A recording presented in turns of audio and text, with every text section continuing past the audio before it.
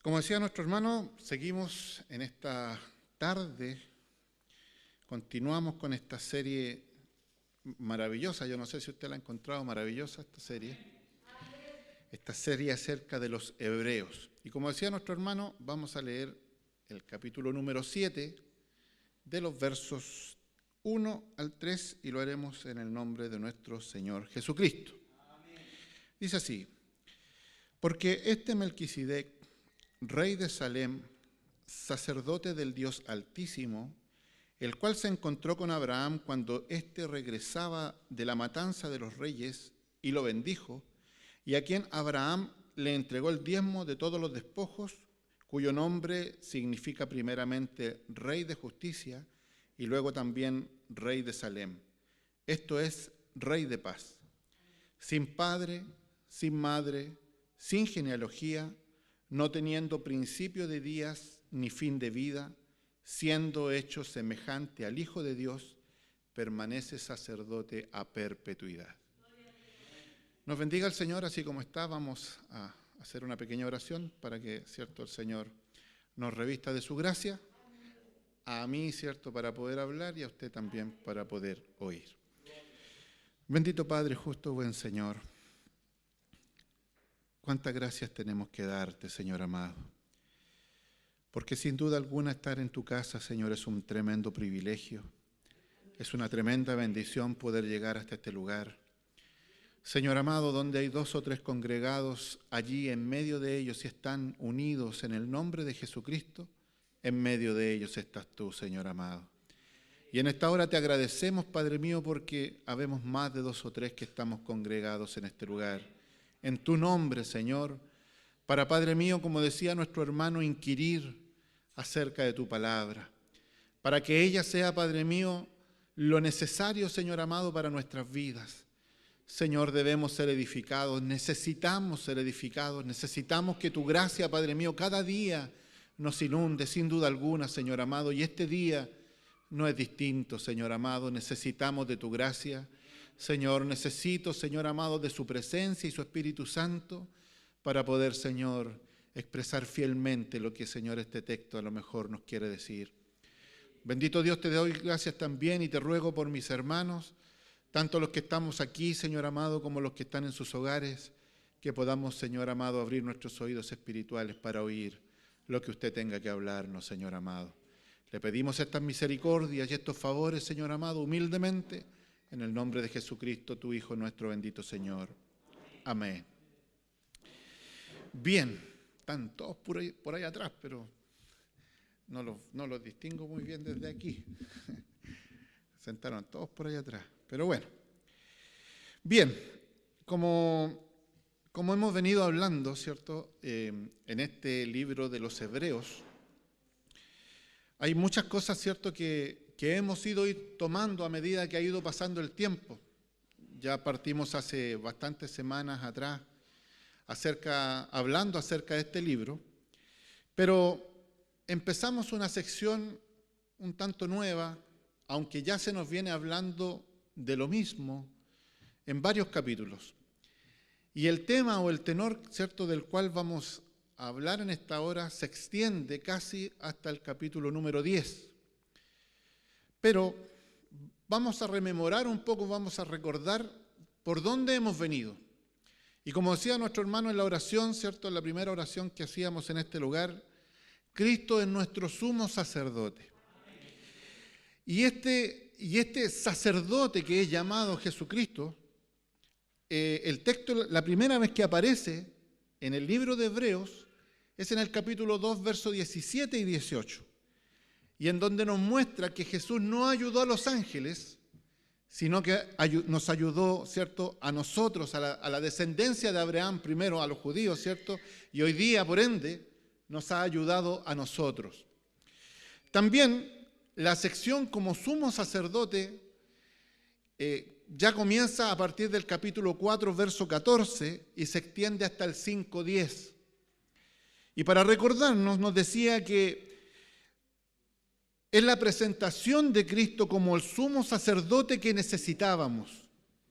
¿Ya? Y esto en el contexto del libro de Hebreos. Recordemos que no podemos sacar de la mente el hecho de que el escritor está hablando a una congregación cuyo propósito, ¿cierto?, estaba siendo interferido por la apostasía. Ellos estaban mirando hacia atrás. Por lo tanto, ¿cierto?, el autor del libro de Hebreos en el capítulo 4:14 hasta el 5:10 nos empieza a recordar y a presentar a Cristo como sumo sacerdote, como el que necesitábamos o el que necesitaban los hebreos.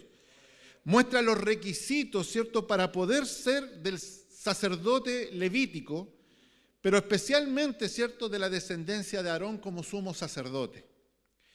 Después hace un paréntesis que lo vimos en las últimas 2 semanas, mientras está hablando de este sacerdote, ¿cierto?, de este sumo sacerdocio de Jesucristo, hace un paréntesis desde el capítulo 5:11 hasta el 6:8, ¿cierto? Predicaciones que tomó nuestro hermano Eleazar y nuestro hermano Tanelo, en donde había una advertencia muy fuerte y una amonestación para los que estaban indecisos. ¿Se acuerda que les decía que teniendo que haber tomado, ¿cierto?, comida sólida, tenía que estarles nuevamente dando leche?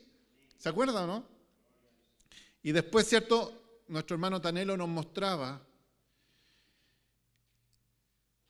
cómo iban a terminar los impíos en el fondo, los que, ¿cierto?, pisoteaban el nombre del Señor, ¿cierto? Yo creo que usted tiene que acordarse de esa maravillosa predicación que nuestro hermano Tanelo hacía.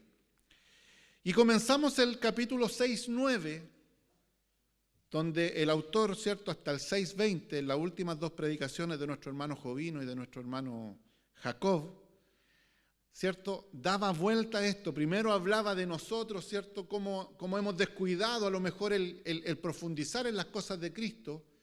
Después nos decía, y ellos, ¿cierto?, que desecharon al Señor, terminaban de esta manera, pero ahora nosotros estamos apercibidos, decía en el 6:9, de las cosas que pertenecen a la salvación. Yo no sé si se acuerda usted de esas cosas.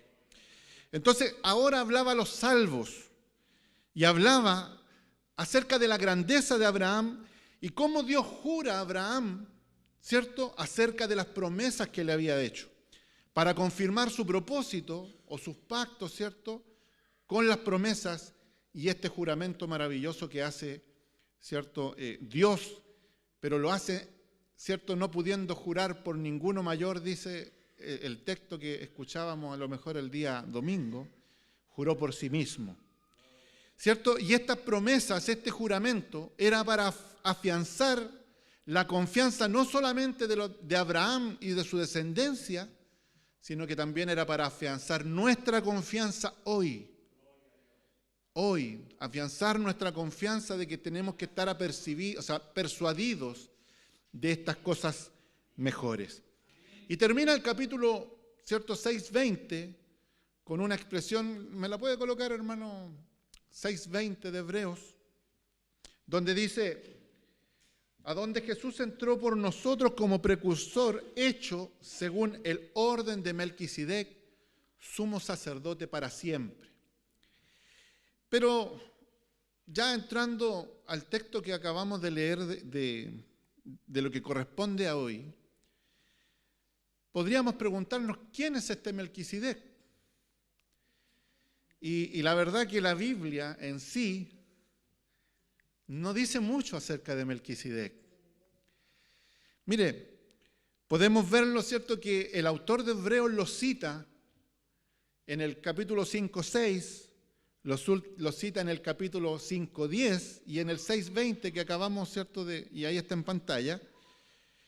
Pero, ¿cierto?, en la primera cita que él hace, él habla acerca del Salmo 110, donde habla de Cristo como Rey, pero también habla de Él, ¿cierto?, específicamente en el 10:4, como sumo sacerdote. Y donde establece, ¿cierto?, que Él será sumo sacerdote para siempre de acuerdo al orden de Melquisedec. Y esta es la segunda parte donde encontramos el nombre de Melquisedec. Si lo miramos desde Hebreos para atrás, es la segunda parte que encontramos hacia atrás, el nombre de Melquisedec. Y si lo miramos desde el libro hacia adelante, también en la segunda parte donde lo encontramos, no hay muchos lugares donde se pueda hallar este nombre. Debemos entender de que cuando David escribe este Salmo 110, y como lo dice a lo mejor Pedro en alguna ocasión, los profetas muchas veces profetizaron sin saber que estaban hablando de Cristo.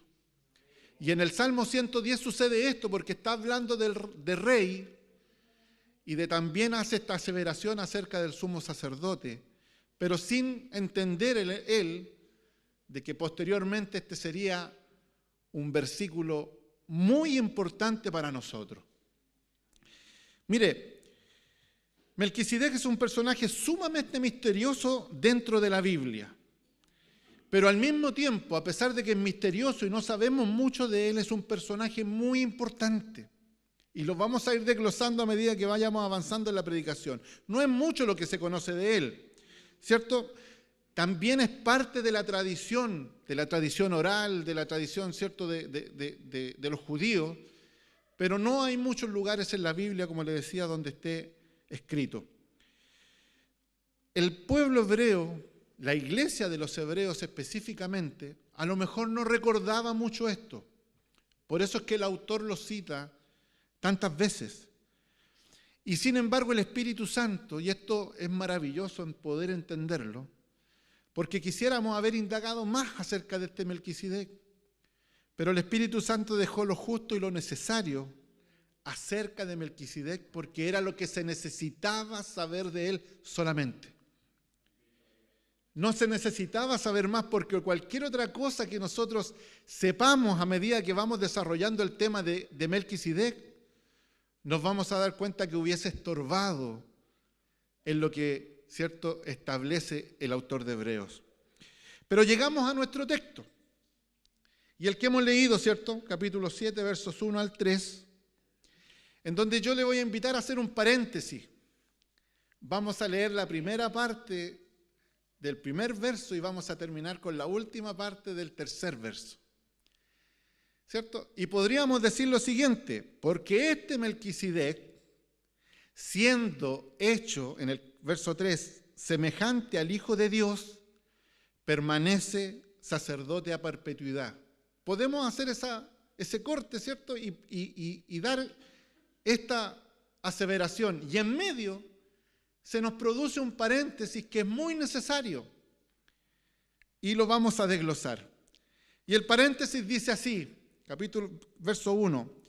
Rey de Salem, sacerdote del Dios Altísimo, el cual se encontró con Abraham cuando éste regresaba de la matanza de los reyes y lo bendijo, a quien Abraham le entregó el diezmo de todos los despojos, cuyo nombre significa primeramente Rey de Justicia y luego también Rey de Salem, esto es, Rey de Paz. Sin padre, sin madre, sin genealogía, no teniendo principio de días ni fin de vida. Y aquí está el paréntesis, no sé si usted lo ve. Habla acerca de este Melquisedec, del cual asevera algo al final, y en medio nos da toda esta información que en estricto rigor es una paráfrasis de otro texto. Y lo vamos a revisar. Nos vamos a ir al Génesis. Nos vamos a ir al Génesis capítulo 14 y vamos a ver desde el verso 17 en adelante hasta el verso 20. Pero para que entendamos este verso, tenemos que entender el contexto de cómo suceden estas cosas. Y tengo que contarle, ¿cierto? Usted sabe que el sobrino de Abraham, Lot, él se había separado de Abraham en un minuto y él se va a vivir y dice la palabra que llega hasta Sodoma. Y ahí hace su habitación. Y llega un momento en que unos reyes que venían del lado de Babilonia, de Asiria, también de arriba, ellos vienen a invadir, ¿cierto?, toda la zona del rey de Sodoma. Y cuando Abraham, ¿cierto?, se entera de esto, porque se llevaron cautivos a muchas personas y se llevaron mucho botín con ellos, cuando Abraham se entera, en ese tiempo Abram, con una E, o sea, sin la H y sin la otra A, Abram, cuando él se entera, dice que toma criados de su casa que habían sido preparados, ¿cierto?, como para la guerra, que eran 318 personas. Y va a perseguir a estos reyes y los persigue por un largo trecho. Sabe que yo estaba viendo el mapa, y es casi el mismo trecho que se recorrió en el siglo I, cuando se empezó a esparcir la predicación. Más o menos, para que usted entienda, Sodoma estaba casi a la altura de Jerusalén, y terminan persiguiendo a Abraham, a estos reyes, más o menos a la altura de Damasco, muchos kilómetros hacia el norte de Jerusalén.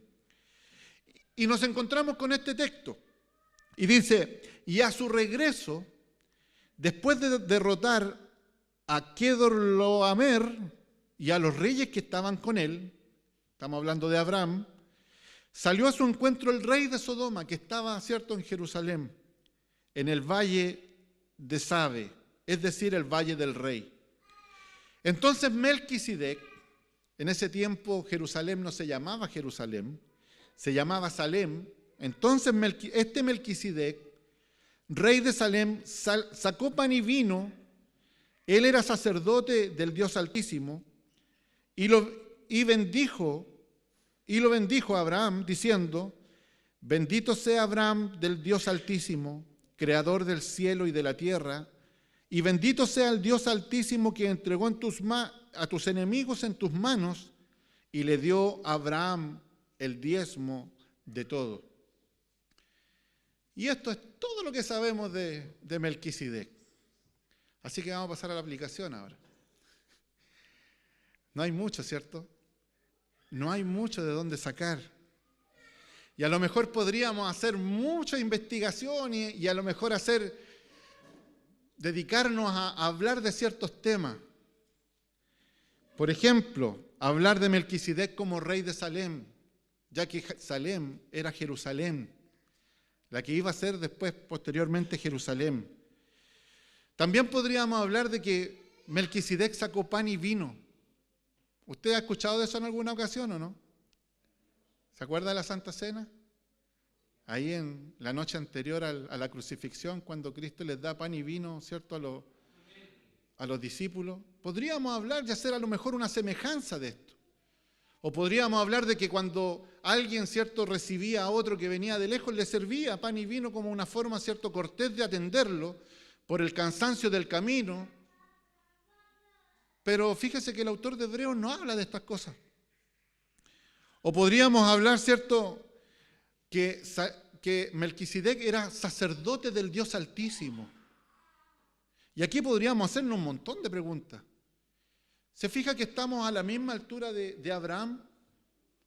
Cuando Dios llama a Abraham de Ur de los Caldeos, en ese mismo tiempo existía un hombre en Salem, rey y sacerdote de ese lugar, que también adoraba al Dios Altísimo, el cual adoraba a Abraham. Y aquí podríamos hacernos muchas preguntas. ¿Abraham era el único siervo de Dios en su tiempo? ¿Había otros que también servían al Señor en otros lugares? La Biblia no nos habla de eso. ¿Podríamos concluir que existían siervos de Dios que la Biblia a lo mejor no menciona? También podríamos a lo mejor llegar a muchas conclusiones.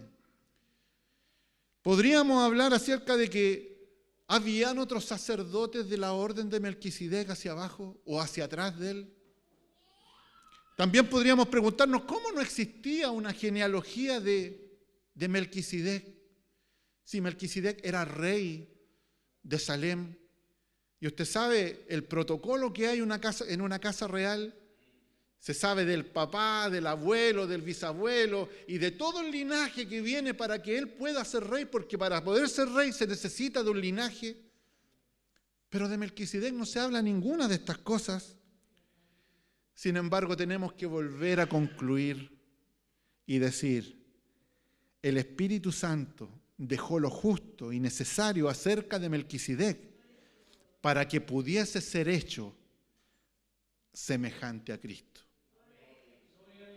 Y es maravilloso esto, porque este pequeño pasaje, tan escueto, tan simple, que habla de un hombre, ¿cierto?, que sale al encuentro de Abraham, lo bendice, le da pan y vino, y recibe de Abraham los diezmos, que es lo único que sabemos de él. Estos simples datos son los que el Espíritu Santo necesitaba para inspirar posteriormente a un hombre que iba a ser el autor de la epístola a los hebreos. Nos bendiga el Señor. Es maravilloso el Señor. Es perfecto en todo lo que hace. No sé si usted lo logra visualizar. Nos bendiga el Señor. Y entonces, ¿cierto? Podemos analizar este paréntesis. Veamos este paréntesis, ¿cierto? Que vemos en el verso 1 del capítulo 7. Donde dice, rey de Salem, sacerdote del Dios Altísimo. Y tenemos que llegar a una conclusión. No lo saque, déjelo ahí nomás. Tenemos que llegar a una conclusión. En el tiempo, ¿cierto?, de Israel, Dios establece, ¿cierto?, cuando ¿cierto?, Jacob tiene a sus 12 hijos y los bendice, Dios establece a través de esa bendición de que jamás se separará el trono de la casa de Judá. Y bendice a Judá diciéndole que él sería mayor que todos sus hermanos, porque le plació al Señor. Estaba establecido de que el mayor, ¿cierto?, era quien recibía, como dice mi hijo mayor, recibía 2/3 de la herencia. ¿O qué quiere 2/3 de la herencia? Pero sin embargo, Dios establece de que Judá iba a ser mayor que sus hermanos. Es algo que no podemos entender, pero que está en la voluntad de Dios.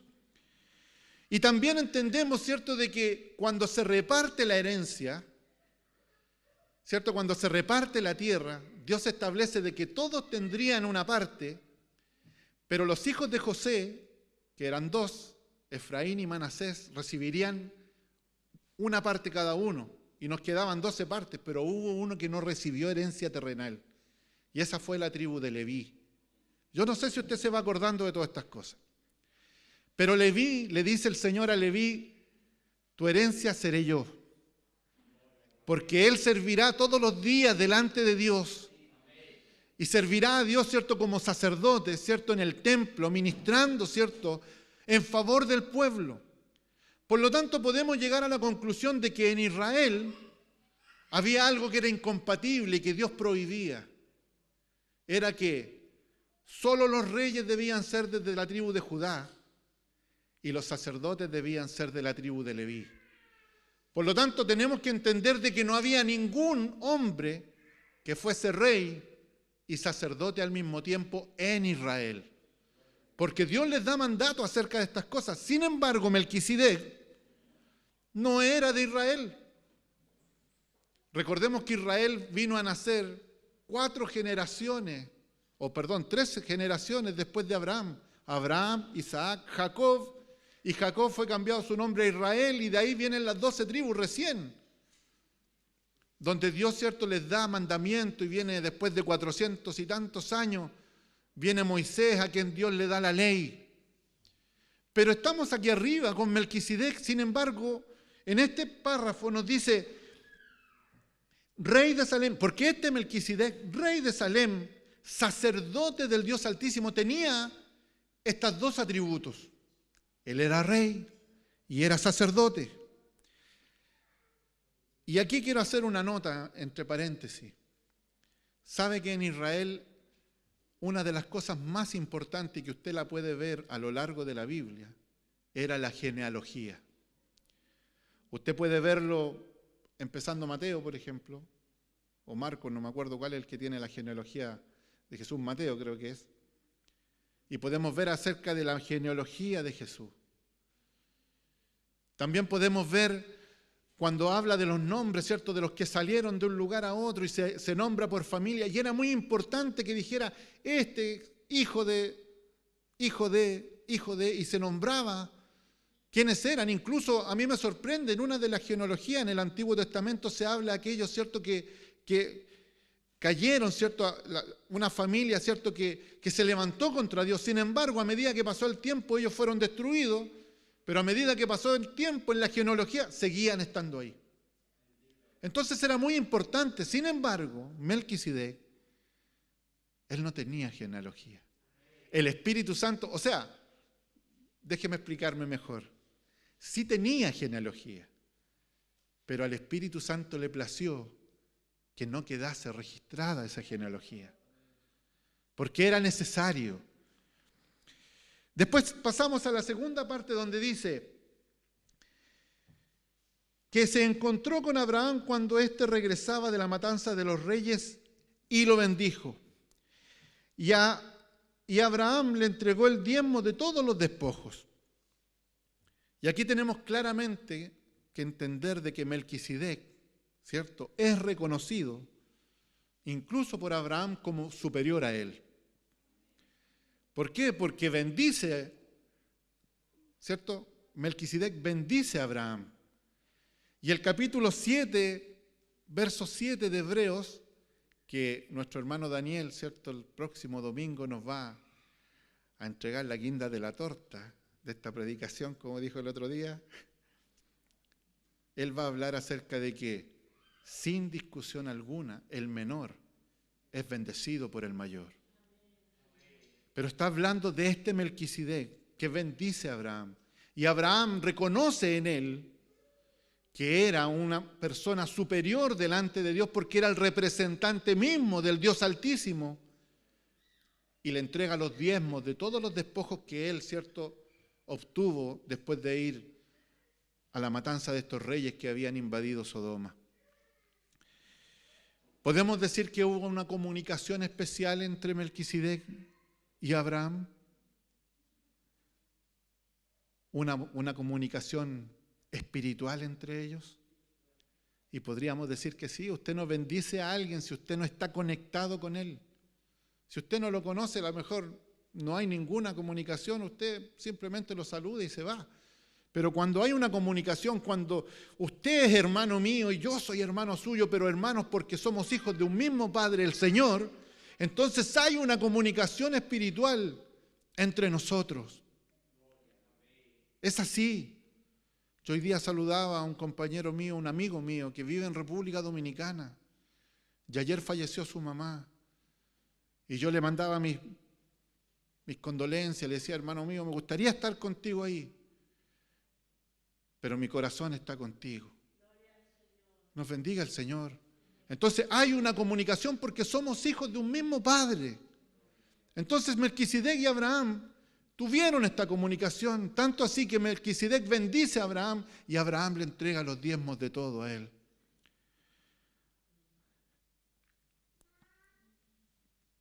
También dice cuyo nombre significa primeramente Rey de Justicia y luego también Rey de Salem, esto es Rey de Paz. Le voy a pedir a mi hermano, ¿cierto?, que no me saque el texto para no perderme.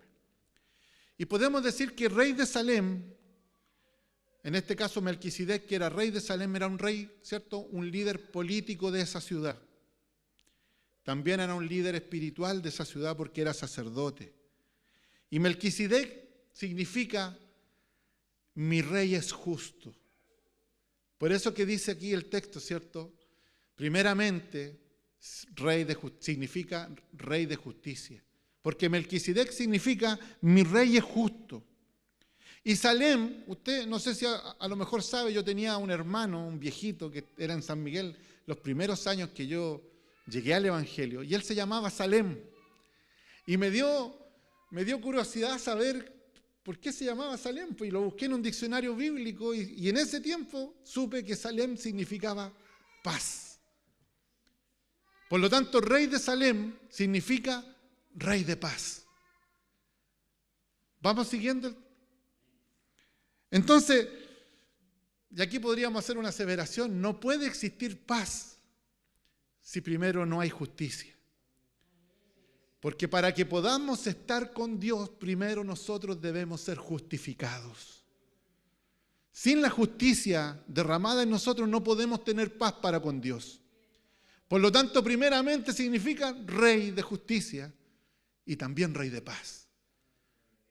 ¿Se da cuenta que hay muchas cosas que el autor dejó a propósito y que el Espíritu Santo dejó escritas en el Antiguo Testamento a propósito para poder hacer calzar a lo que vamos a llegar hoy? Dice, sin padre, sin madre, sin genealogía, no teniendo principio de días ni fin de vida. Melquisedec, una vez que aparece en el relato bíblico, tan rápido como llega, se nos desaparece. Y no podemos decir nada de él, excepto el Salmo 110, verso 4. En el Antiguo Testamento no hay otro lugar donde aparezca. Y tan pronto él aparece, desaparece. La Biblia no registra su genealogía. No conoce su reinado.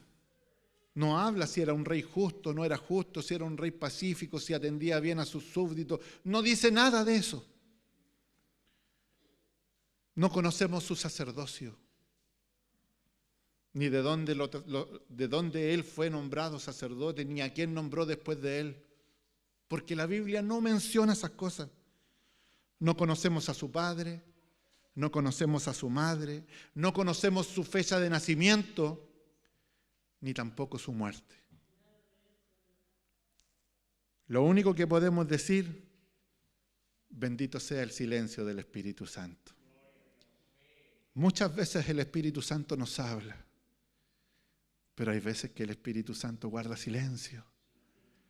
Y aún en el silencio, bendito es el Espíritu Santo. Nos bendiga el Señor. Melquisedec, y aquí entramos a entender todo lo que hemos hablado hasta ahora. Melquisedec es una sombra, es un tipo. No sé si usted ha escuchado esta expresión, un tipo. Cuando dice, este es un tipo de. ¿Usted ha comparado algo con otra cosa? Esto es como un tipo de algo. Y Melquisedec es un tipo de alguien superior que se llama Jesucristo. Es alguien que está hecho parecido a Cristo, de manera que lo que el Espíritu Santo nos ha dado a conocer de él, esto escueto, podemos verlo, ¿cierto?, en el verso 3, porque dice, sin padre, sin madre, sin genealogía, no teniendo principio de días ni fin de vida. Y aquí quiero que usted preste mucha atención a lo que aquí dice, porque a veces se nos pasa por alto. Siendo hecho semejante al Hijo de Dios. Esto quiere decir, y el autor lo que está tratando de plasmar en esta expresión, es que todo lo que conocemos acerca de Melquisedec es lo que el Espíritu Santo quiso mostrar para que nosotros podamos ver en él a Cristo. ¿Me entiende usted? Podemos ver otro tipo de Cristo, por ejemplo, José se dice que es un tipo de Cristo, porque fue apresado siendo inocente, ¿cierto? Estando de los últimos vino a ser el primero. Y hay muchos otros, ¿cierto?, ejemplos en José. Fue tentado y no cede a la tentación. Entonces podemos decir que José también es un tipo de Cristo. Y así como él podemos encontrar muchos tipos de Cristo en el Antiguo Testamento, pero en esta hora nos estamos enfocando en Melquisedec. Porque este Melquisedec, siendo hecho semejante al Hijo de Dios, permanece sacerdote a perpetuidad. Entonces yo quiero que no se olvide de esta expresión, siendo hecho semejante al Hijo de Dios. Melquisedec fue hecho semejante por varias razones. Primero, ¿quién es el más grande rey de justicia que existe? Porque la expresión dice, primeramente rey de justicia. Este Melquisedec es el rey de justicia. Y yo voy a invitar a mi hermano que me coloque Jeremías 33:15. En Isaías 32:1 dice, he aquí un rey reinará con justicia. En Isaías 32:1. Pero en Jeremías 33:15, rápidamente, mi hermano, ahí dice, en aquellos días, hasta el 17, dice, en aquellos días y en aquel tiempo haré brotar de David un renuevo justo, y él hará juicio y justicia en la tierra. En aquellos días estará a salvo Judá y Jerusalén morará segura. Y este es el nombre con el cual será llamado el Señor, justicia nuestra. Porque así dice el Señor, nunca faltará a David quien se siente sobre el trono de la casa de Israel. ¿Se da cuenta de quién está hablando? Está hablando de nuestro Cristo. Nos bendiga el Señor. A la vez, Cristo es Rey de paz. Melquisedec era rey de Salem, por lo tanto rey de paz. Pero mire, fíjese lo que dice Isaías 9, hermano, del verso 5 hasta el verso 7. Entonces este Melquisedec ha venido a ser la sombra de lo que Cristo era. Porque así dice el Señor, no ese es Jeremías. Estamos en Isaías capítulo 9, verso 5. Rapidito para que no se nos pase el tiempo. Si no, lo buscamos acá. ¿Lo encontraron? Ahí está. Hasta el 7 dice, porque toda bota que calza el guerrero en el fragor de la batalla y en el manto revolcado en sangre, refiriéndose al de Cristo a lo mejor, será para quemar combustible para el fuego. Porque un niño nos es nacido, un hijo nos ha sido dado, y la soberanía reposará sobre sus hombros y se llamará su nombre admirable, consejero, Dios poderoso, Padre eterno, príncipe de paz. Y el aumento de su soberanía y de la paz no tendrán fin sobre el trono de Israel y sobre su reino para afianzarlo y sostenerlo con el derecho y la justicia. Desde entonces y para siempre, el celo del Señor de los ejércitos hará esto. Y nos ha sido dado un niño que ha traído la paz para con nosotros. Nos bendiga el Señor. Por lo tanto, este Melquisedec, rey de paz, es solo un reflejo momentáneo de uno que será rey de paz para siempre y que es rey de paz para siempre. Cristo es el verdadero sumo sacerdote para siempre. El Salmo 110, verso 4 lo dice. El Señor ha jurado y no se retractará. Tú eres sacerdote para siempre según el orden de Melquisedec. Y este es el segundo texto que nosotros vemos en el Antiguo Testamento donde aparece este nombre. David, profetizando acerca de Cristo, está ahora entregando el requisito necesario para que Jesucristo viniese a ser sumo sacerdote. Porque los sumos sacerdotes eran nombrados por la ley, de acuerdo a lo que yo le expliqué, a través de la tribu de Leví. Y específicamente el sumo sacerdote del linaje de Aarón. Pero Cristo, que es de Judá, viene a ser sumo sacerdote para siempre. No por un orden dada por ley, sino por un linaje establecido eternamente a través de Melquisedec. Nos bendiga el Señor. Mire lo que dice Hebreos capítulo 7, versos 16 y 17. Dice que ha llegado a hacerlo no sobre una ley de requisitos físicos, sino según el poder de una vida indestructible. Pues Él se le da testimonio. Tú eres sacerdote para siempre según el orden de Melquisedec. Nos bendiga el Señor. Y aquí viene algo maravilloso. Entonces, dado estas conclusiones, podemos decir que Cristo es Rey y es sacerdote. Y no hay ningún argumento que pueda decir, Él no puede ser sacerdote, porque fue establecido eternamente a través de una orden que no tiene ni principio de días, ni fin de vida. Nos bendiga el Señor. Mire lo que dice Zacarías capítulo 6, versos 9 al 13. Habla, ¿cierto?, de una corona simbólica. Y nos dice, y esto para que usted más o menos lo entienda, en el tiempo en que Israel cayó, Judá cayó, fueron deportados a Babilonia, se los llevó Nabucodonosor. ¿Se acuerda usted de eso, cierto?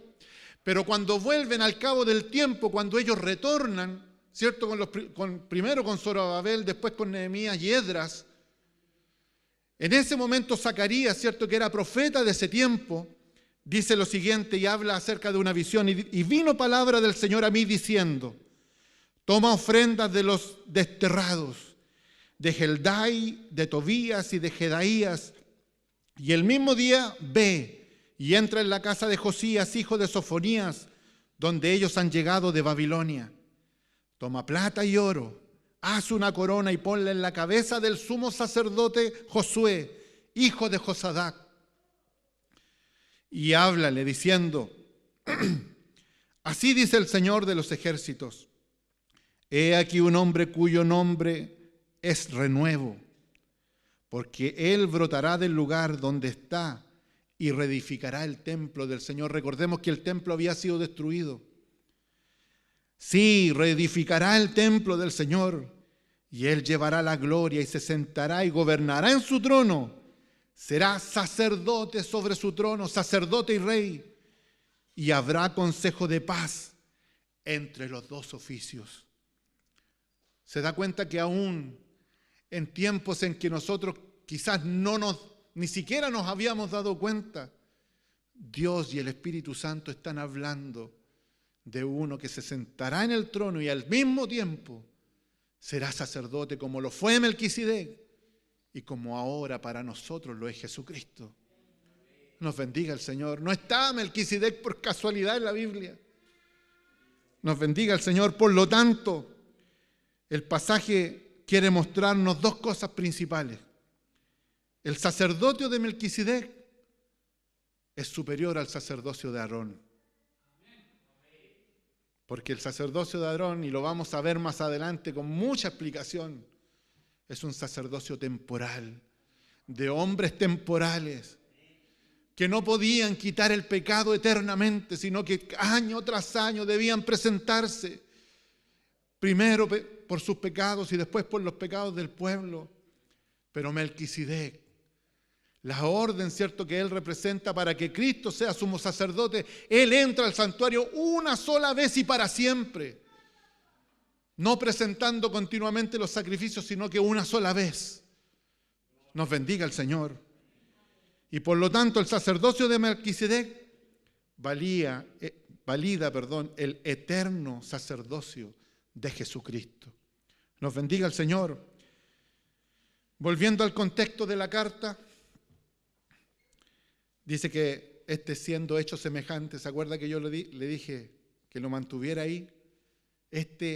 Melquisedec siendo hecho semejante al Hijo de Dios, siendo hecho semejante, a lo mejor no nos hemos dado cuenta, pero se viene repitiendo en todo el libro hasta este minuto y se vendrá y seguirá repitiendo más adelante en cada predicación y en cada lugar. Mire, todas estas cosas no solo son una imagen de la realidad, y esto quiero que usted me entienda. No sé si usted logra entender lo que es un tipo y un antitipo, en este caso una imagen o una sombra de la sustancia, de la realidad. Imagínese, hermano Juan Carlito, que le toca salir de viaje. Y estando de viaje, ¿cierto? Va, no sé, a mi casa, se va por un mes a mi casa allá a Santiago. ¿Sí? Ya, pues. Pero resulta que su esposa, la hermana Evelyn, está en su casa, ¿cierto?, atendiendo el negocio. Y ella todos los días mira la foto de Juan Carlito y dice, y suspira, ay Señor, Juan Carlito. Y esa foto refleja a mi hermano Juan Carlos.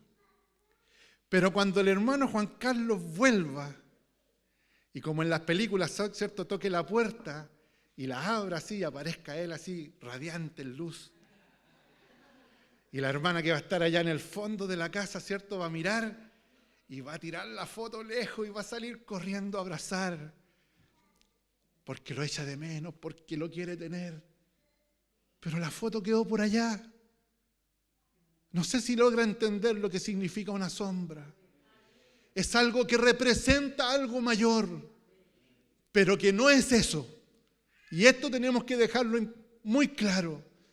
Melquisedec fue hecho a la semejanza de Jesucristo, hecho a la semejanza del Hijo de Dios, pero no es el Hijo de Dios.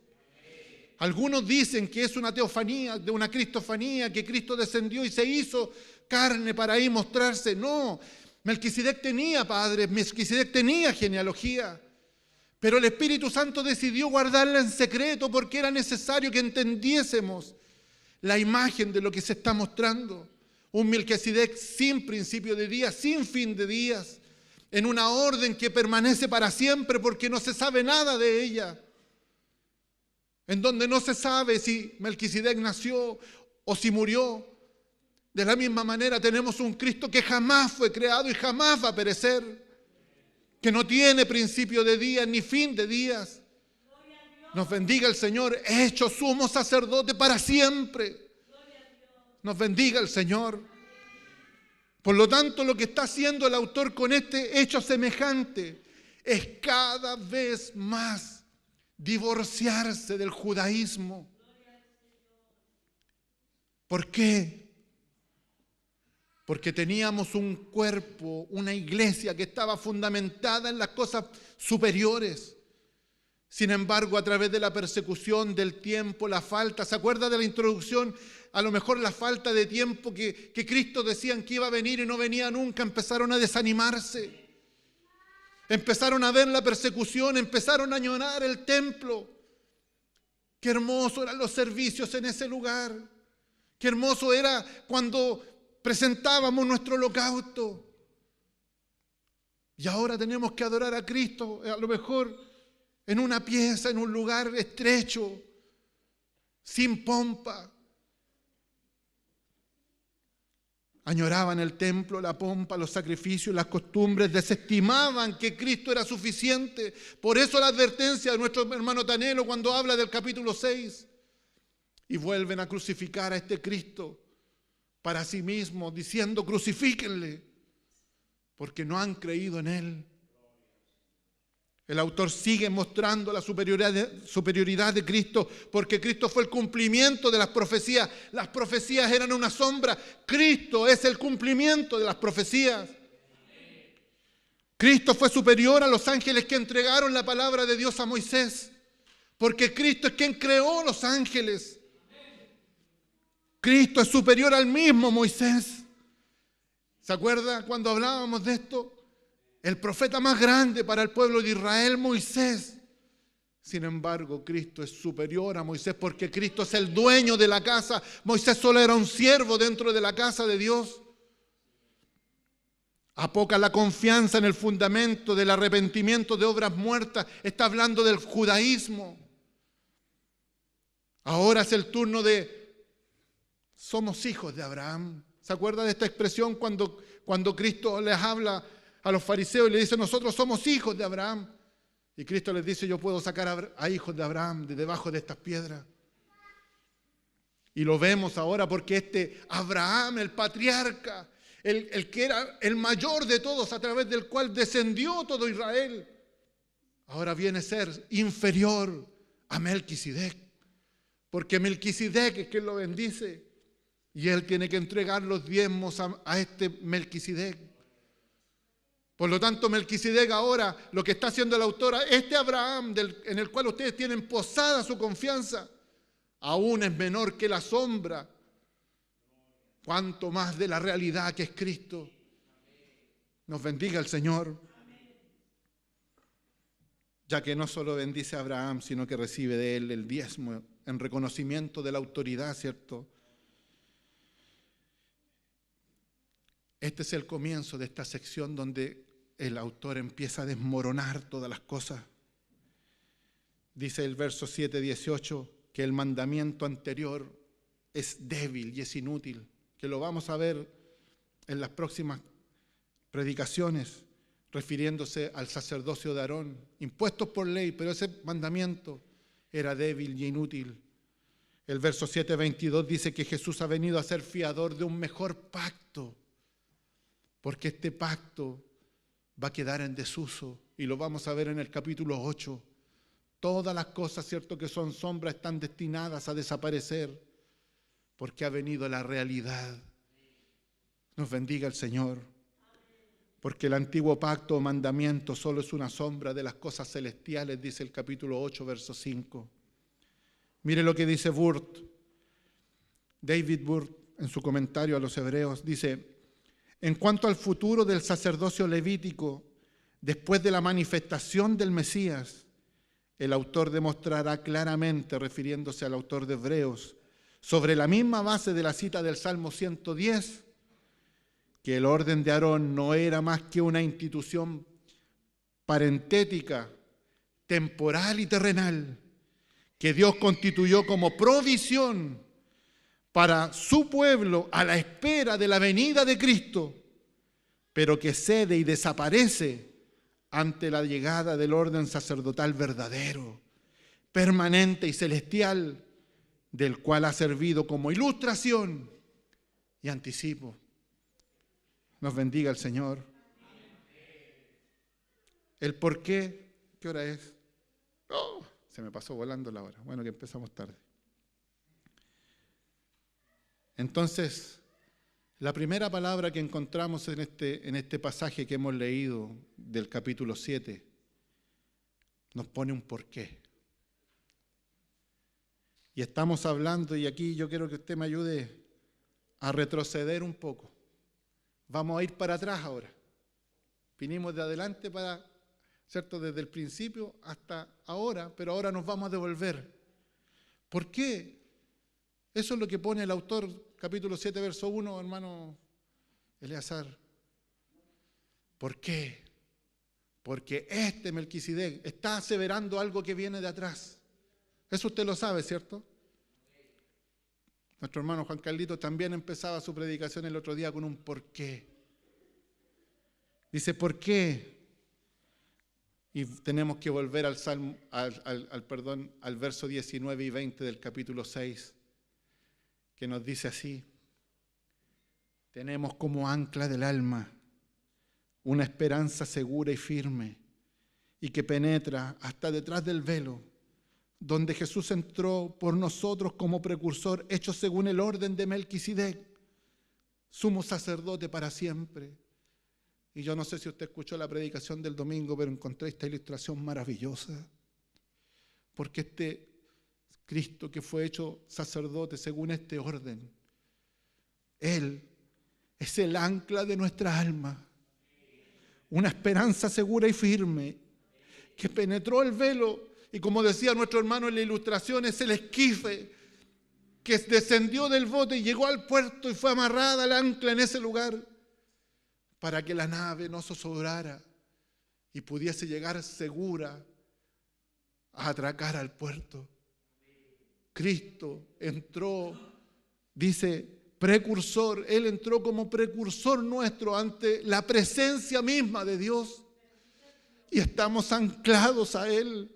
Nada nos va a separar de Él, nada va a permitir que nosotros nos perdamos en Él, sino que vamos a llegar seguros, porque Él entró y traspasó el velo y llegó a ese lugar santísimo y ahora nos arrastra, nos lleva a Él. ¿Se acuerda de la palabra arrastra que nuestro pastor hablaba? Nos arrastra a su presencia. Bendito es el Señor. Cristo ha venido a ser nuestra ancla segura y firme.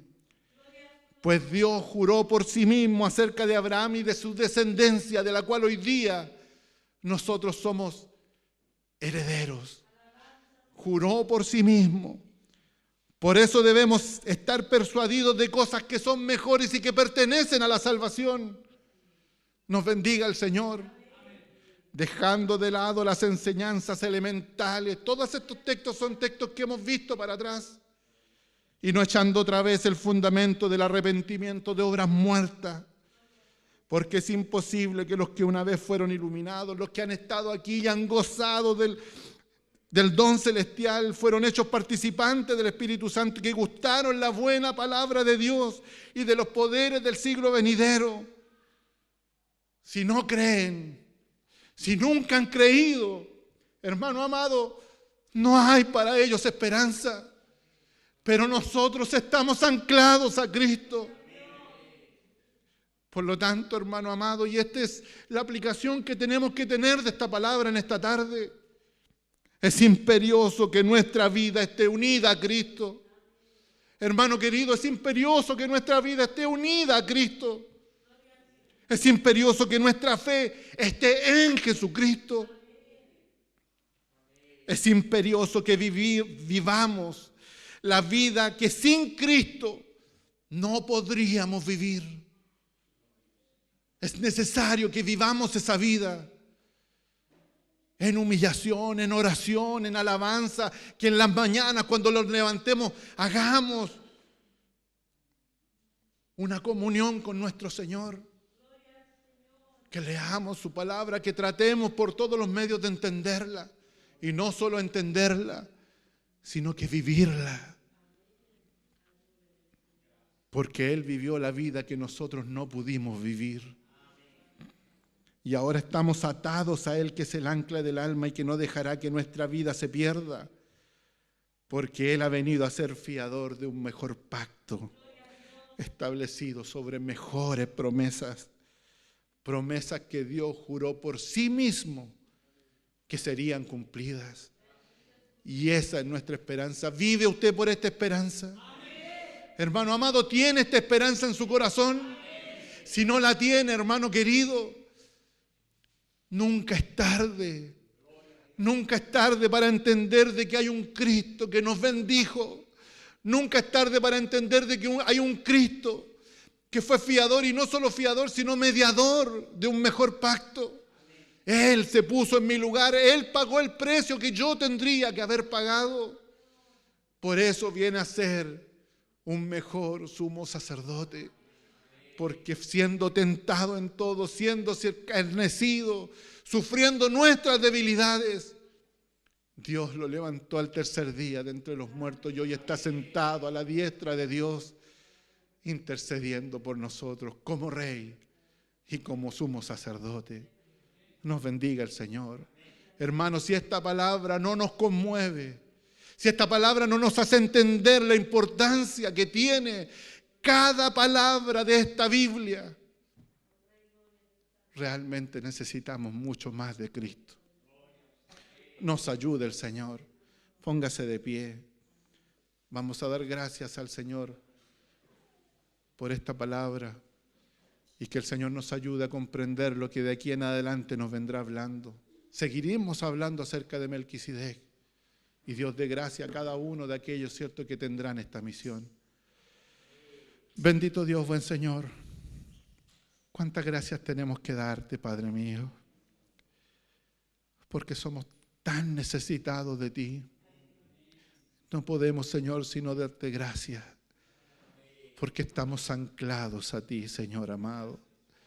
Por eso tú estableciste estas cosas tal vez escuetas en la palabra, pero ni una palabra, dice, de esta Biblia pasará sin que sea cumplida. Ni una de ellas dejará de tener cumplimiento. Y te damos gracias porque en esta tarde, Señor, a lo mejor hemos podido entender la importancia de tu sumo sacerdocio, la importancia de que tú seas, Señor amado, la realidad de las sombras de que nos habla la Biblia. Ayúdanos, Señor amado, a ser un pueblo leal. Ayúdanos a ser un pueblo, Señor, fervoroso. Ayúdanos a ser un pueblo que sienta pasión por ti, Señor amado. No un pueblo, Señor amado, indiferente, que a lo mejor haya que alimentar nuevamente con leche, sino que, Señor, podamos comer de este alimento espiritual, alimentarnos cada día de Él, fortalecernos cada día de Él, porque es necesario, Señor amado, que podamos también ser testigos de las cosas que tú nos enseñas. Ayúdanos, Padre mío, bendice a aquellos que subirán a este altar en forma posterior a esta.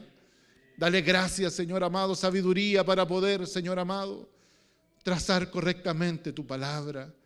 Bendícenos, Señor, en esta tarde. Permítenos irnos con gozo, sabiendo, Señor amado, que tenemos un muy excelente sumo sacerdote que se compadece de nuestras debilidades, porque como nosotros fue tentado en todo, pero sin pecado. Te damos gracias, Señor amado, en esta tarde. Pedimos que tú nos bendigas en el nombre de Jesús, nuestro Señor. Amén.